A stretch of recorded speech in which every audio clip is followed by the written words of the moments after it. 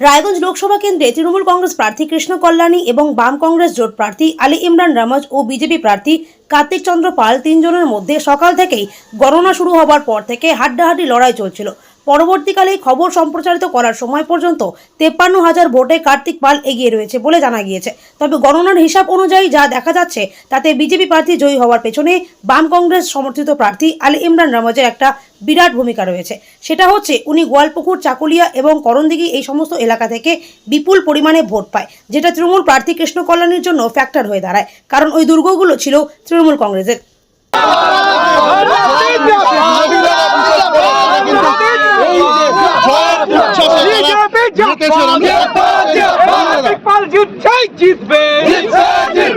लोकसभा करने कार्तिक पाल जीतबे।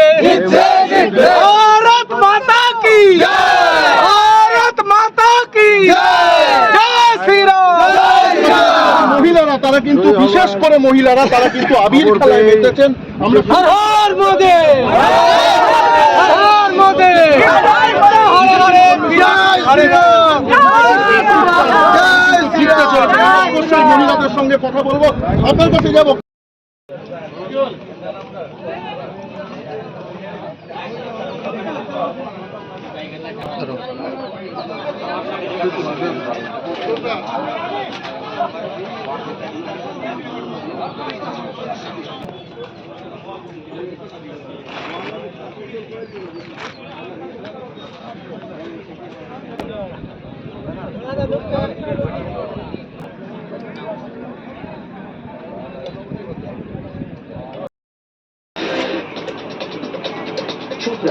নিবেদনে জিডিজি হেক্সা টিএমজি স্তকার বহুদূরে 400-300 আগে ভাবতে হলো মোদিকে মাইনাস হলে সাবডিভিশন ওই 700 থেকে 68,000 হবে। হ্যাঁ, একটা দিল্লিতে কাউন্টি হলে মেশিন ডিস্টার্ব ছিল, ওখানে টোটাল লিফট হতো।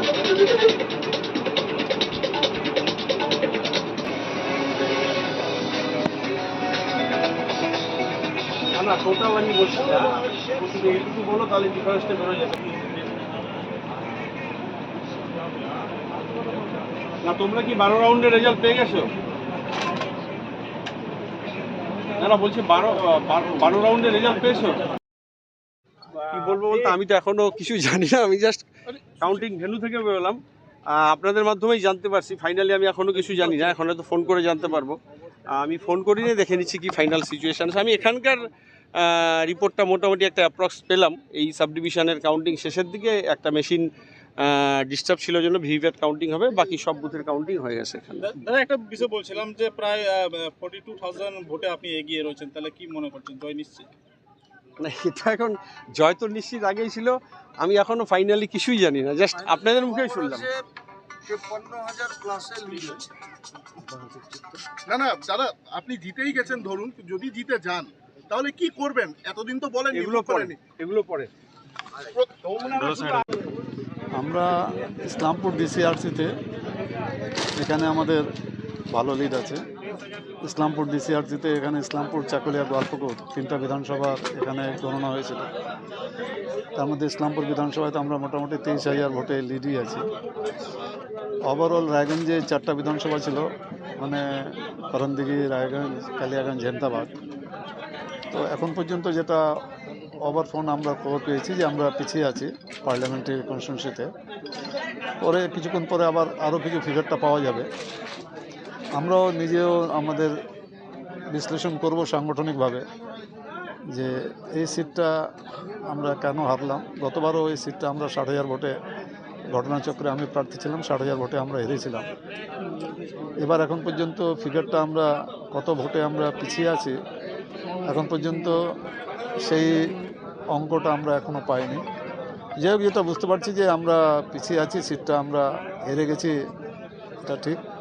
তো আগামী দিনে আমাদের সংগঠনটাকে আরও বেশি আমরা শক্তিশালী করব। 2026-এ যেহেতু বিধানসভা নির্বাচন আছে, গোটা পশ্চিমবাংলায় আমরা ভালো জায়গায় আছি।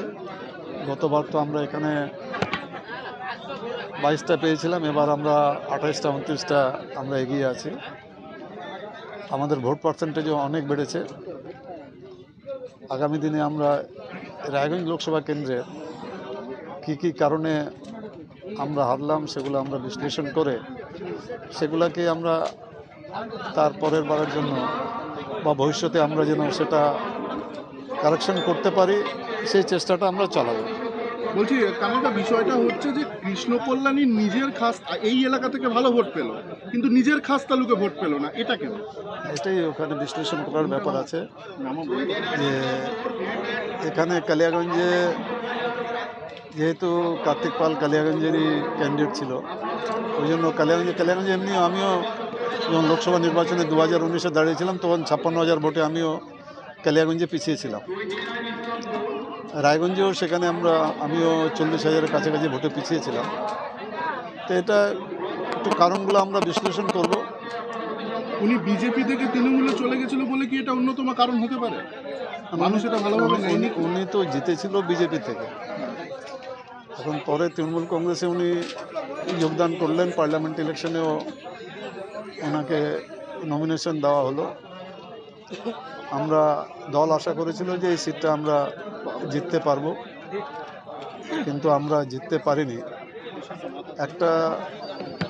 আমাদের কাছে একটা ক্যালকুলেশন ছিল যে ভিক্টরের ভোটটা আমরা যদি আটকাতে পারি, বিশেষ করে গোয়ালপুকুর, চাকুলিয়া, কারণদিঘি এগুলো কনস্টিটিউয়েন্সিতে এখানেই ভিক্টর বেশি ভোট পেয়েছে, তাহলে কিন্তু আমরা এই সিটটা জিততে পারতাম। ভিক্টোরি কি মেন ফ্যাক্টর হলো, কি মনে হয়?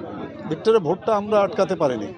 ভিক্টরের ভোটটা যদি আমরা আটকাতে পারতাম তাহলে আমরা জিততাম। সেটা হিসাব করে এলাকার রেকর্ড সংখ্যক ভোট, যেটা দেখা যাচ্ছে খুব কম ব্যবধানে লিড আমি তো আপনাকে 3টা বিধানসভা বলে দিলাম। ইসলামপুর